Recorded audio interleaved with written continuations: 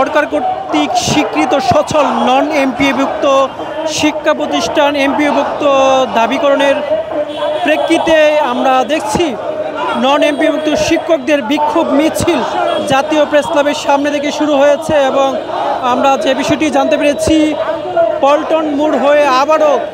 জাতীয় প্রেস ক্লাবের সামনে গিয়ে এই বিক্ষোভ মিছিল শেষ হবে। আপনাদেরকে জানিয়ে রাখি যে সকল স্বীকৃত নন এমপিওভুক্ত শিক্ষা প্রতিষ্ঠান রয়েছে সেই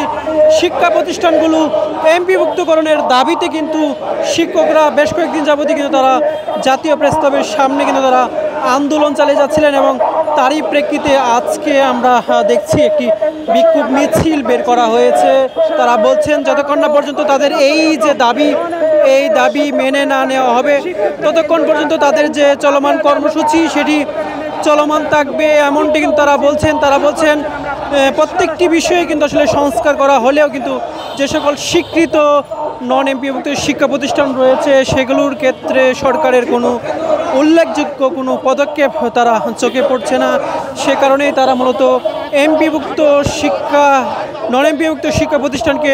এমপিওভুক্তকরণের দাবিতে মূলত তাদের আজকের এই বিক্ষোভ মিছিল। মূলত আমরা দেখছি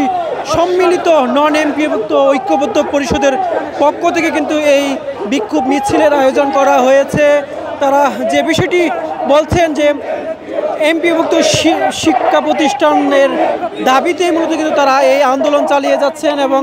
তারা এই দাবি আদায় করেই কিন্তু তারা শিক্ষা প্রতিষ্ঠানে ফিরে যাবে এমনটি তারা জানিয়েছেন আমাদেরকে এবং তারা বলছেন তাদের এই দাবি যতক্ষণ না পর্যন্ত মেনে না নেওয়া হবে তাদের যে চলমান একের পর এক কর্মসূচি জাতীয় প্রেস ক্লাবের সামনে যে চলমান তাদের কর্মসূচি সেটি তাদের চলমান থাকবে এবং তারা এই দাবি আদায় করেই তারা শিক্ষা প্রতিষ্ঠানে ফিরে যাবেন এমনটি কিন্তু তারা বলছেন। আমরা দেখছি শিক্ষকদের কণ্ঠে কিন্তু আসলে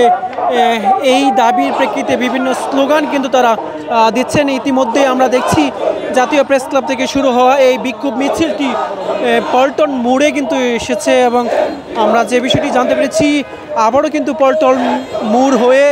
আবারও জাতীয় প্রেস ক্লাবের সামনে গিয়ে শেষ হবে এমনটি কিন্তু জানানো হয়েছে শিক্ষক সম্মিলিত নন এমপিওভুক্ত শিক্ষক পরিষদের পক্ষ থেকে এবং আমরা দেখছি স্লোগানে কিন্তু তাদের যে দাবিগুলো রয়েছে সেই দাবিগুলো তারা পেশ করছেন।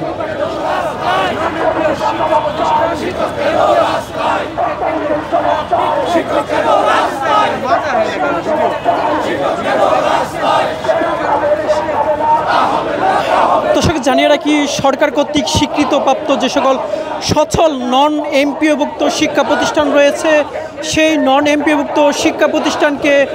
এমপিওভুক্তকরণের দাবিতে মূলত আজকের এই বিক্ষোভ মিছিল এবং আমরা দেখছি এই বিক্ষোভ মিছিলে কিন্তু যে সকল নন এমপিওভুক্ত